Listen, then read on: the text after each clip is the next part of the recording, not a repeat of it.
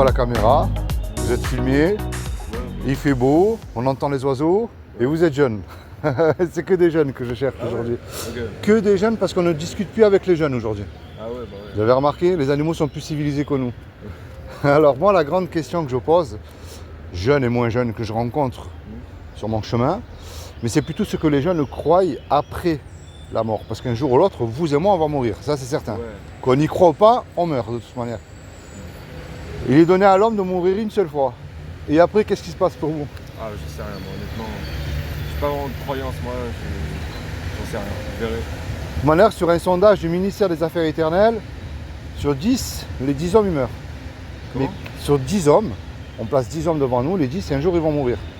Mais qu'est-ce qui se passe après la mort pour vous? Est-ce que ça s'arrête, ça continue? Est-ce que vous êtes déjà posé la question? Moi, je pense que ça continue. D'accord, très bien. On se réincarne ou autre chose, mais sinon, on sait rien du tout. D'accord, alors moi je vous souhaite de vivre jusqu'à 120 ans, en très bonne santé, avec tous les gens que vous aimez autour de vous. Ouais, bien sûr. Une très belle femme, très bons enfants, une belle villa, une belle voiture, un compte en banque bien comme il faut. Ouais. Mais la réalité, parce que je suis obligé de le dire, et c'est dur de bon matin, mais tous les deux on ne peut pas se garantir 5 minutes. Ouais, c'est Le cœur peut s'arrêter là tout de suite. ouais, c'est vrai. Est-ce que vous croyez en Dieu? Non. Vous ne croyez pas du tout en Dieu? Non, en vrai, non. D'accord, est-ce que pour vous, Dieu existe? Non. D'accord, alors est-ce que vous pouvez me prouver que Dieu n'existe pas? Ah, j'en sais rien, honnêtement. Alors, moi je peux vous prouver que Dieu existe, mais ne pas mélanger Dieu à la religion. Ouais. Alors je vous rassure, sur mon traité, il n'y a pas d'adresse, pas de numéro de téléphone. Je ne remplis pas les bancs des églises. Si vous y allez, je ne critique pas, mais ce n'est pas mon but. Ouais, ok. Je ne suis pas témoin de Jéhovah, je ne remplis aucune secte, aucune organisation, ni rien de tout ça. Comme ça, c'est annoncé d'avance. Ok, ouais. Alors, moi, je peux prouver que Dieu existe. C'est un enfant peut comprendre. Quelle est la preuve que quelqu'un a fabriqué l'immeuble qui est là devant vous? Quelle est la preuve? Preuve, je sais pas. Moi, j'ai pas de preuve. Ben, vous allez voir, c'est très simple, c'est l'immeuble en lui-même. S'il y a un immeuble, il y a quelqu'un qui l'a dessiné, qui l'a fabriqué. Ce qu'ils ont utilisé pour le fabriquer, le temps qu'ils ont mis, les ouvriers, ça c'est un autre sujet. Mais l'immeuble, c'est pas fait tout seul, on est bien d'accord. Ouais, Imaginez, je vous dis, vous voyez cet immeuble-là, c'était un caillou, et au cours des milliards d'années, ça a évolué. L'immeuble s'est formé tout seul, il est apparu. On va dire, celui-là, il a fumé, il a bu, mais il a un problème. ouais. Ou boum, une grosse explosion, parce que pour moi, une explosion détruirait cet immeuble, ne le construirez pas. Hein. C'est pas possible non plus. Ben, vous voyez, vous regardez autour de vous la création, comme elle est merveilleuse. C'est ce créateur-là, moi, que j'appelle Dieu, ou une intelligence, si vous préférez, qui a créé des lois que nous, on a découvert, l'être humain, mais qu'on n'a pas créé, qui est la loi de la pesanteur, la loi d'aérodynamique, puis encore des tas d'autres lois qui régissent notre monde entier. Et tous les deux, même si on ne se connaît pas, il y a une loi que Dieu a gravée dans votre cœur et dans le mien, qui est la loi morale, qui est les 10 commandements. Est-ce que vous connaissez les 10 commandements? Non. Alors, est-ce que vous vous considérez comme quelqu'un de bien? Ouais, je pense. D'accord, alors on va voir. Moi, je ne vous juge pas. J'ai cassé les 10, c'est un 11e, je le recasse aussi. J'ai lamentablement échoué au test. Ok. Je suis allé en prison, donc au moins comme ça, j'ai tout cassé. Il y a un commandement qui dit tu mentiras point. Avez-vous déjà si, menti? quand même. Comment on appelle quelqu'un qui ment?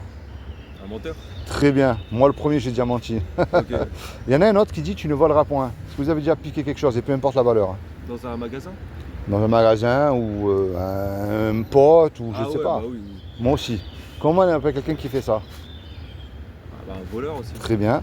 Là il y a un piège. Tu honoreras toujours tes parents. Est-ce que vous êtes sûr que vous les avez toujours honorés jusqu'à l'heure d'aujourd'hui? Ouais, je pense que. Vous leur avez toujours obéi, jamais Ouais. menti? Ah oui. Bah, pour des trucs de merde après. Ouais, mais c'est pas les honorer. Imaginez, vous avez des enfants et ils vous font la même chose. C'est pas vous honorer, ça va vous décevoir. Ouais, bah ouais. On est d'accord. Tu mettras toujours Dieu, lui, en premier dans ton cœur. Mais avant que vous me donniez votre réponse, vous avez dû le constater comme moi, que nous mettons Dieu dans notre vie quand tout va mal. Prison, maladie, fin de vie, problème d'argent, problème de couple. Mais lorsque tout va bien, est-ce que nous pensons à lui pour lui dire merci pour le souffle de vie qu'il nous accorde aujourd'hui? Parce que la vie ne tient que sur un fil. Hein. Ouais, c'est vrai. Quand c'est fini, c'est fini. Hein. Et un dernier, tu ne commettras pas d'adultère. Vous n'êtes pas marié? Non, Je demande ce que les jeunes ils se marient tôt aujourd'hui. non, pour le coup, moi, non. Bon, mais Jésus a dit quiconque a regardé un homme et une femme avec de la convoitise a déjà commis un adultère dans son cœur. Et quel est l'homme ou la femme qui peut dire qu'il n'a jamais regardé une image pornographique une seule fois dans sa vie? Vous voyez? Ouais. Pourquoi elle est belle cette loi? Malgré notre différence d'âge, et même si nous ne nous connaissons pas, vous et moi, je ne peux pas vous juger, parce que ce que vous avez commis, je l'ai commis avant vous. Et voire plus, parce que j'ai du compteur au kilomètre, j'ai de l'âge. Ok. Mais là, c'est vous qui m'intéressez. C'est vrai que Dieu est amour, on me le dit souvent, mais je ne le néglige pas. Mais si Dieu est amour, il ne faut pas oublier que c'est un Dieu de justice, parce qu'il a en horreur le péché.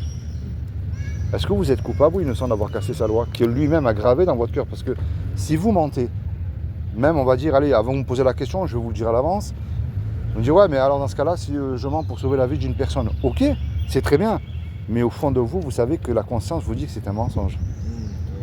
Ouais. Oui, alors est-ce que vous êtes coupable ou innocent là d'après vous? Pour l'adultère? Pour la loi que vous avez cassée. Vous avez admis que vous étiez un menteur, un voleur, un adultère de cœur. Forcément, oui. Et lorsqu'on est coupable, c'est quoi la sentence? L'enfer. Et ouais. Et ça vous fait pas quelque chose savoir dans votre cœur que vous risqueriez d'y aller même que vous ne voulez pas y croire? Ouais, bah en vrai, non, ça Ah. me fait rien. Eh bien moi franchement ça me fait quelque chose dans le cœur parce que je souhaite même pas à mon pire ennemi d'y aller. Alors en fait j'ai commencé par la mauvaise nouvelle. Il faut faire prendre conscience que c'est sûr que si vous et moi on se compare à un trafiquant de drogue, à un terroriste ou je sais pas moi, quelque chose de monstrueux, on est des enfants de cœur. Mais si on se compare là sur la loi de Dieu, on est tous pareils. Vous voyez? Et là c'est la mauvaise nouvelle que je vais commencer parce que c'est le péché qui nous éloigne de Dieu et qui nous envoie en enfer. Mais en général, on ne veut pas y croire et pas en parler pour continuer à faire ce qui nous plaît. Vous voyez, c'est comme si vous demandez à un cambrioleur de rentrer dans un commissariat de police, c'est un petit peu la même chose. Ouais. Mais il y a une bonne nouvelle là-dedans parce que pour moi, je vous ai expliqué que Dieu est un créateur. Et je vais vous expliquer comment. Prenez une vache. Fabriquez une machine comme ça extraordinaire. Demain, vous êtes milliardaire. Elle broute tous les jours de l'herbe, mais tous les jours, elle va vous donner du lait. Et on est incapable à fabriquer cette machine-là aujourd'hui. Une poule, c'est bête une poule. Vous lui donnez n'importe quoi à manger, tous les jours, elle va vous pondre un œuf. Fabriquez une machine comme ça extraordinaire. Votre cervelle, allez fabriquer ça. Les yeux, vous avez l'intérieur de l'œil. Fabriquez cette machine comme ça. Parce qu'avant, on ne voyait pas en noir et blanc. Hein. Ouais. Votre sang, comment a-t-il pu évoluer? C'est pas du Red Bull ou du Coca-Cola qu'on avait dans les veines avant. Vous voyez, alors c'est ce créateur-là qu'on lui devra des comptes. Mais ce créateur a fait quelque chose d'extraordinaire parce qu'il nous a créés et il nous aime. Et un créateur, en général, il aime ce qu'il crée. Le musicien aime sa musique. Ben, un pâtissier, il aime les petits gâteaux qu'il prépare, même si c'est fatigant. Est-ce que vous savez ce que Dieu a fait pour vous il y a aujourd'hui un petit peu plus de 2000 ans? Non, je... On vous a jamais dit ce que Dieu a fait d'extraordinaire? Non.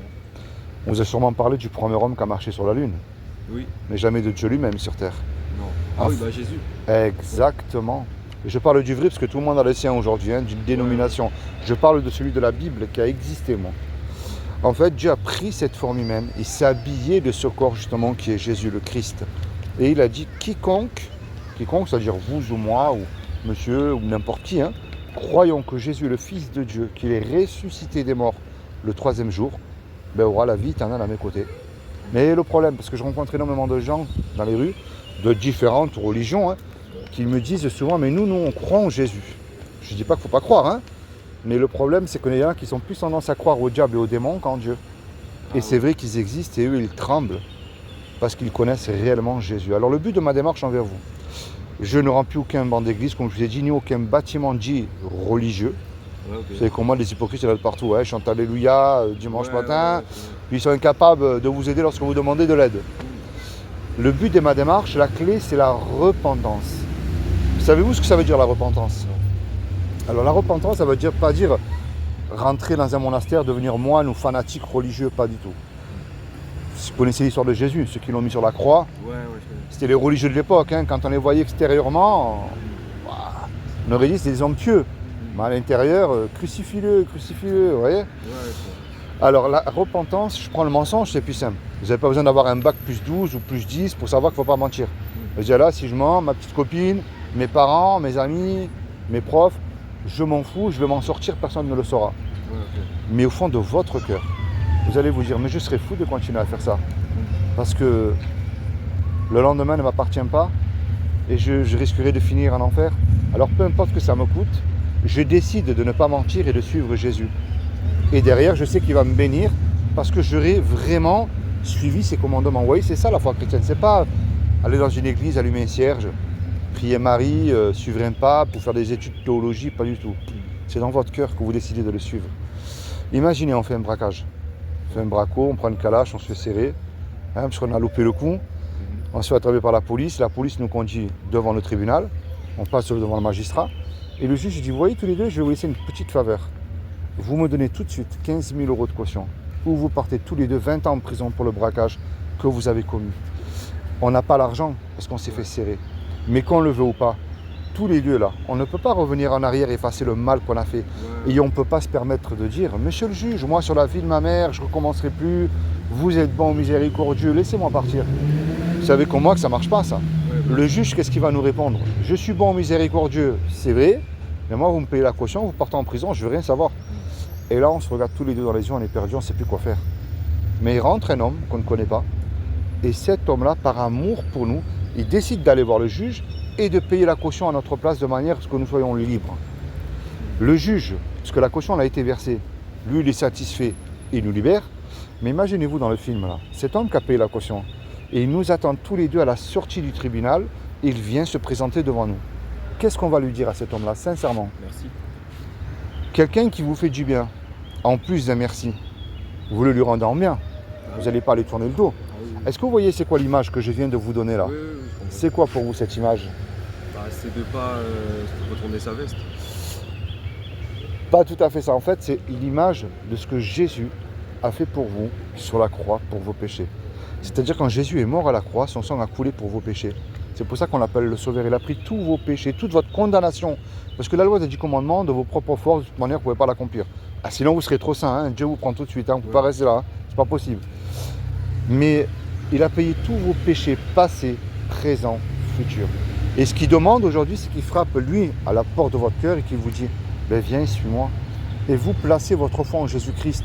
Gros comme un grain de moutarde. Il n'a pas dit d'avoir une onction phénoménale. Hein. Mais la foi, gros comme un grain de moutarde, vous dira à votre montagne de se jeter dans la mer. Montagne, c'est une image. Montagne de doute, montagne d'addiction. Parce que, avec tous les respects que je vous dois, même les démons ne sont pas stupides pour dire que Dieu n'existe pas ou de se dire eux-mêmes athées ou agnostiques. C'est pas possible. Vous voyez? C'est pour ça que moi, ce que je vous encourage à faire, ne prenez pas pour argent comptant ce que je vous dis. Cherchez aussi. Parce que le but de la vie, c'est quoi? Alors on travaille, on fait la fête, on boit, on fume un peu. Au bout d'un moment, il y a forcément quelque chose après. Et s'il y avait quelque chose après, s'il y a réellement quelque chose après, et que Jésus est réellement votre sauveur, et que vous n'en voulez pas, c'est vous qui perdez gros là.